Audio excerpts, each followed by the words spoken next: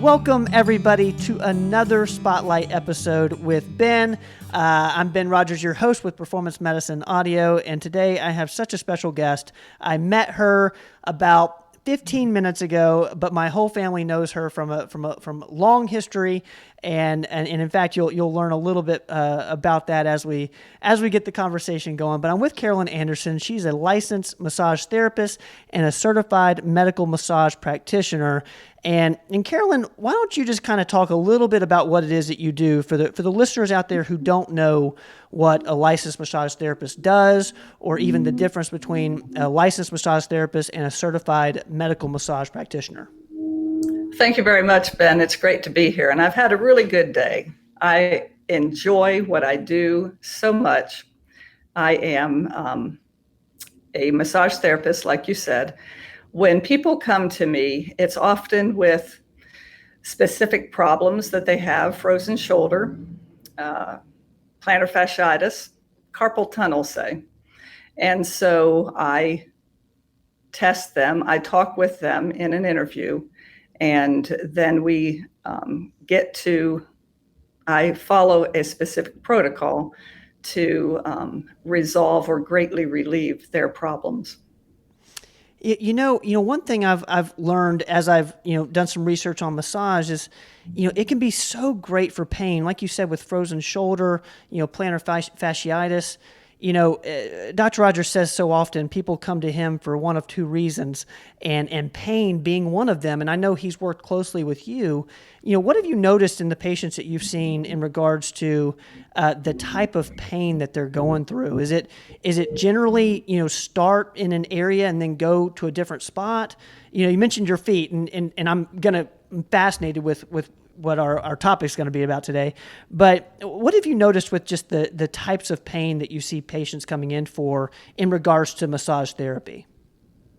Right. The pain that I see often is in the neck and shoulders. It can be in the hips, and a lot of that refers downward. So you want to go to the highest point of origin. You don't necessarily want to go to the place where it hurts, but you have to do a little investigative work. And so people hold a lot of stress in their neck and shoulders as they're working so much with technology. And there is such a thing as tech neck, where we're looking down at our cell phones instead of holding our cell phones up to our faces, or at least, and our computers up higher too. And then we sit so much. So then our abdominal hip flexors, the interior and the exterior, are so shortened. And so then we have a lot of low back pain because of that.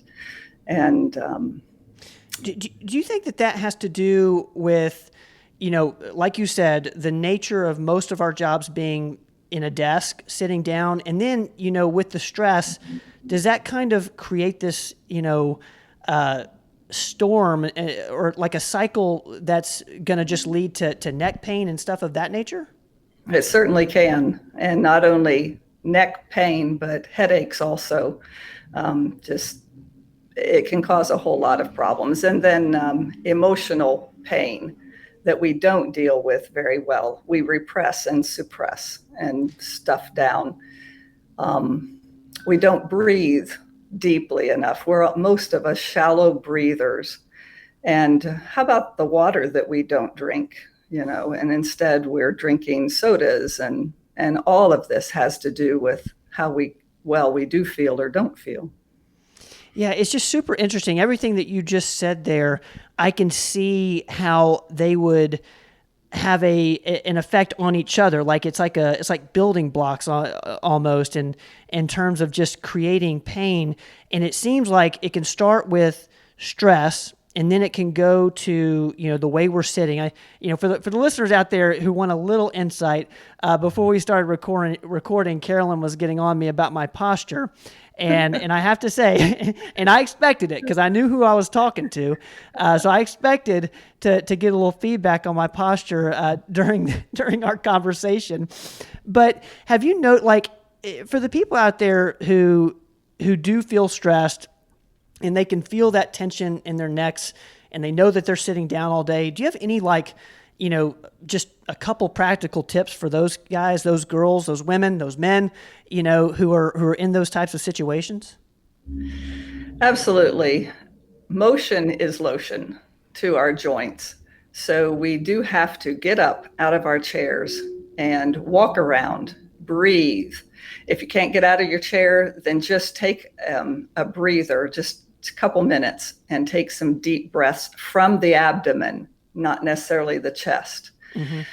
Oh, fill those lungs, and then exhale all the way. Do some neck stretches. Do some, put your hands up here and press your head down with your hands. Go from side to side, always while you exhale, because when you exhale, that's when the muscle spindles can let go. When we inhale, virtually all of our muscles contract, even our eyelids a little bit. And so it's when we exhale that a muscle is in a spindle and they stretch like a shock absorber. Okay. And so that is when we get our best stretch, in my opinion, when we exhale through the stretch. Is that kind of what's happening in yoga, in the sense that they focus so much on breathing, and I know we're all a little more limber when we're in a yoga class, and I do think the breathing has a little bit to do with that. That's kind of what I'm hearing from you now. Is that right? That's exactly right. Yeah, I find this whole thing so fascinating, and when you talk about what you do as a licensed massage therapist, is how much of it is relieving the tension, like in terms of the way that you massage a patient? Is that kind of what you're focusing on? Is to relieve that tension, or are you trying to teach different postures so that the tension doesn't get there in the first place? Well, both, but I focus on the skin and then the fascia, the muscle, to relieve. I do not do, I'd never use elbows, and I don't do deep tissue massage right off the bat, because you have to go down through the layers. If you don't relieve the trigger points as it is out of the skin, and then warm up the fascia, then it's going to be very difficult to get to truly relieve the muscle and get the trigger points out. And then you can have periostal trigger points on the bones also, and that's a whole different topic, but they're fun to work out too. I love my job, and I love explaining. And so I teach during my massages also. Well, it does seem, one thing we're huge believers in at Performance Medicine Audio is kind of educating yourself so that you can take care of yourself, almost being your own doctor. And I'm so pumped to hear you say, like, that's a big part of your practice, the education Absolutely. component, because, it's really, now as much as ever, there's so much information out there. And I think we need to talk with people versus at them, and it seems like that's a huge part of what you're doing, which I for one am super grateful for. And you mentioned, I want to go into the main topic today, and you mentioned it a few times, and it's fascia, and we've talked about it a little bit on our podcast before, but with no one who does it the way you do. Why don't you, for the listeners out there, in its most basic form, talk to us about what fascia is? I would love to. So fascia is a type of connective tissue, like ligament, tendon, cartilage is connective tissue. Skin is, blood vessels are. And so it's made of collagen, elastin, and a type of ground substance that is very liquid. The ground substance has, let me read this off, enzymes, lymphocytes, immune cells, and fibroblasts, various other viscous substances. So when you have collagen, it can be as strong as steel. The strands are strong as steel. And the elastin can stretch 150 times its original shape and then go back to its original shape, pretty much. And then the fibroblast in the liquid substance is they're constantly walking, running, sliding through the fascia, forming new fascia. We have half of our total fascia in our body is renewed every year. Fascia covers us from the tops of our heads to the tips of our fingers and toes like a diver's wetsuit. It's so fascinating. So you get those components together and you can see that you cannot force it to stretch, but you can coax it to stretch. Now, let me tell you about fascia, how it is involved with the muscle. We have superficial fascia that is just under the skin, and that allows our skin to move in any direction. And inflammation can cause the superficial fascia to be stuck to underlying tissue. Okay, but healthy fascia can be pliable. Then you have deep fascia that is in between every layer of muscle and even down to the cellular level. It is so fascinating. I have an author, Tom Myers. He has written Anatomy Trains. He is an anatomist of many hundreds of cadavers, and he has put together an idea saying, do we really have 640 plus muscles, or do we have 640 pockets of fascia with muscle fiber filling those pockets? To a body worker, that makes a whole lot of sense. To a surgeon, he needs to know where the individual muscles are. But to me, I want to be able to affect the fascia that covers around all of the muscle fiber in order to be able to stretch it out, elongate it, get the trigger points out. And then, original, normal muscle tension and tone is there. And the problem is resolved, not just relieved. So one way that you can help heal muscles is through the fascia, because you mentioned those layers, and you said skin and then the fascia. So as a massage therapist, are you trying to heal the fascia or make it more pliable? Or they could be the same thing.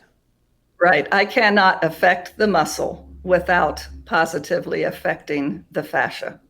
I warm it up with the heat of my hands.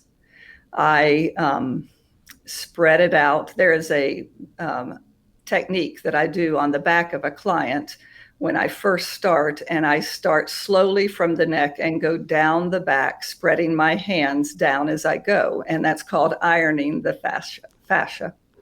And it's pretty much just like that, ironing it with the heat of my hands and then spreading it slowly out. Because like I said, with the collagen, you cannot force the fascia and thus the muscle to relax. You have to coax them to.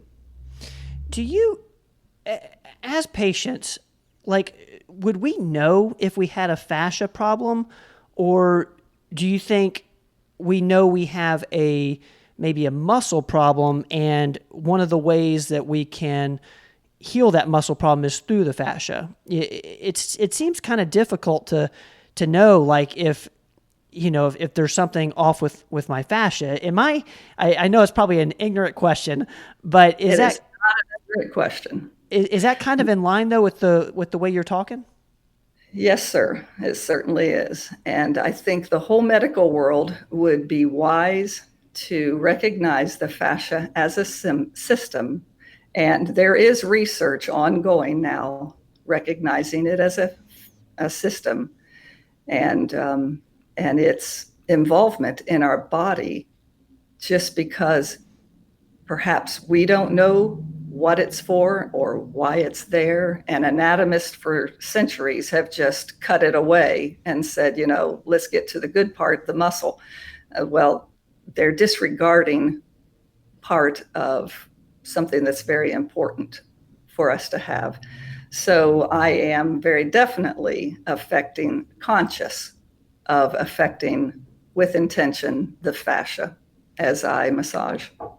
Yeah, it's super fascinating. And I've, one thing I've been into, the last couple of years is some of the foam rollers. Is that what that's doing? Is it loosening the muscles, or is it impacting or affecting the fascia? Right, both. Again, the answer is both. And it is the collagen in the around the muscle that is being stretched. The elastin in the fascia also, that makes up the fascia.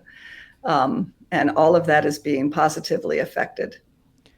Yeah, I just,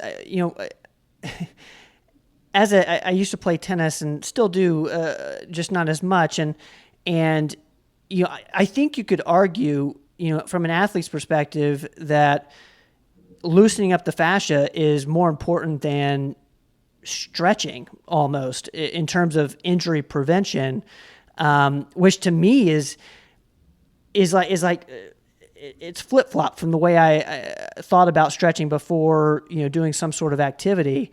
Is that kind of the way you're approaching it? Oh, yeah. I have a daughter who played volleyball in high school. And when I would see their team warming up by taking the volleyball and slamming it down on the court and moving their arms back and forth so fast, I'm going, Kara, please don't do that. You are going to tear a muscle. And a lot of that is just because the fascia is tight around the muscle, and you could sustain an injury very easily. Let's talk about shin splints. That is huge problem. Huge problem, and athletes have to give up their career, they're told, because there's no answer. Oh my goodness. Of course there's an answer, and it lies in medical massage and the protocols that I would follow, and other practitioners like myself. You just have to go slower. You use moving cups, Chinese moving cups, vibration, and different techniques like that. Are the Chinese moving cups, is that what, the term cupping is? Yeah. Is that what that is? Oh, yeah. Okay. Is that, because I know it's a suction cup, and does that loosen up the fascia in that, like, just very, in a very focused, place? I don't use stationary cupping so much as I do the moving. Those have two different treatments. And so the stationary would bring the blood up through the muscle, like the swimmer 4 years ago. Who was that? Michael Phelps. Yeah, Michael Phelps. And so he had these purple blotches all over. And afterwards, it was very popular to go get cupping. Yeah. But that does bring the blood and lymph up through the muscle so that the muscle relaxes. But I use the moving cups, and that loosens the superficial fascia first. And then you have more pliability with your skin and the superficial fascia. And then you can put a little more suction on, and it can actually affect the deeper fascia in between the layers of the muscle. And that's very relieving also. Is this sort of stuff, is it immediate when the patient will feel relief, or is this something that it's almost like a lifestyle sort of thing? You feel it over time. I almost think that you would feel some immediate relief of pain. It's definitely both. Okay. And it depends on the person. If you have a bigger person with more inflammation and tighter skin, you have to go very slow. You have an athlete with big muscles and it's all tight, you have to go slower. And the average person, though, can feel the immediate effects of the cupping on the superficial fascia. The cupping on the deeper layers, that's more down the road with a few more sessions, generally speaking. Where where do you where are most of the fascial problems? And I say fascial problems very generally in very layman's terms. Um, you mentioned what you do with the back. Is that an area that a lot of patients need focused on, or is it legs? Because we're on our legs a lot of the day. If we're walking or working out, where do you see fascial tightness most of the time? Right, especially on the back. I can even use the little cups on the neck and the erector spinae, the big muscles that go up beside on either side of the vertebra, your quadratus lumborum, where your waist is. And that's also often called the silent killer muscle because you don't even know you have pain in the sides at your waist area. And it can refer pain down the sides of your legs. The hamstrings, they're notorious for being tight. And then the IT band, which is on the lateral side, that's a piece of connective tissue also, sides of the upper legs. Is the I know there's lots of different functions to the fascia, and you've gone over quite a few of them here in this conversation, but the wrapping part, could it be a protective thing as far as like the function of it, or is that completely off? No, it is very much right on. We have fascia that covers us superficially, like I said, deeper around all of the muscles, around down to the cellular level, around all the organs. We have fascia in our brains. And I want to stay positive, but why we don't recognize fascia and its purpose in our bodies more is beyond me. Actually, fibromyalgia is thought to maybe be a fascial problem. And because the 18 points that they use to locate to diagnose whether a person has fibromyalgia or not are trigger points. Now, I'm not saying that's the only thing to use and say that fibromyalgia is a fascial problem, but definitely they could get those trigger points worked on and worked out, get some emotional stuff unpacked, be able to breathe better, drink better, eat better, you would feel a whole lot better. That it's such a big deal, and the emotional part, and I can speak to it from I can feel when emotional stress, and the impact that it has on your body. And, yep. It's amazing how, working out fascial stuff can actually impact your emotions in a healthy way, and also how your emotions can impact the fascia, mm-hmm. which is crazy to me, and it just feels, we're so big into like the things that are within our control, and these are things that we all have. There's at least stuff we can do, and I think that's extremely cool. And I have one more question for you, and then I know we got to go here, but we talk about the fascia and how it wraps the muscles, and we talked about plantar fasciitis and how that could be a fascial issue. Is there like anything that we can do at home to maybe impact some of these things before we go see somebody like you? Anything that we can do on a regular basis as a practice, similar to taking a walk outside? Absolutely. Get outside, get your fresh air, swing your arms while you walk, and move your hips, because that's going to moving your hips helps to bring the cerebrospinal fluid, that's what I'm trying to say, back up to the brain. And so swing your arms and drink your water and exhale while you purposefully stretch. Relax your muscles, inhale, and then exhale through the stretch again. Take your Epsom salt soaks. Ooh, 2 cups of Epsom salts. You don't have to get the smelly kind, just the plain kind. Do this every night. Your body will love the magnesium sulfate that goes in through the skin, and that is a muscle regenerator. Is there a time? Is there a time that you recommend for that, as far as like how long to stay in the bath with an Epsom salt bath? Yeah, about 10, 15 minutes. It doesn't take that long. About the length of a TED Talk, maybe, or one of your podcasts. They're very Yes. interesting. And so then right before bed, you want to take your Epsom salt soak and then do your stretching while you exhale and then go to sleep. Motion is lotion.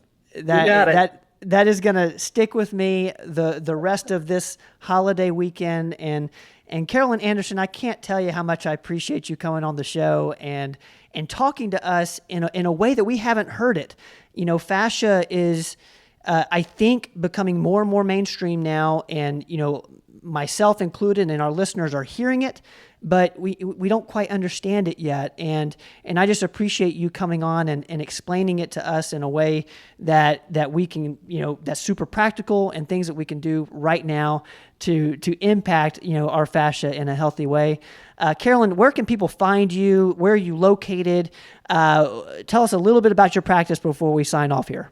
Well, thank you very much, Ben. It has been a thrill to be with you and talk with you about myself, my business, and fascia. I am located at 627 Rose Street, Suite 1, Bristol, Tennessee. And my telephone number is 423-723-4100. You can leave a text. I'm pretty busy. I work by myself in my own office, and I just love what I do. I believe it's the gift, one of the gifts that God has given me to pass on. That is so cool, Carolynn. We will put not only the address, but also the phone number in the show notes of this podcast. And Carolynn, we appreciate you so much. Thank you so much for being on the podcast. To all the listeners out there, thank you for hanging out with us today. And as always, we will see you guys next time.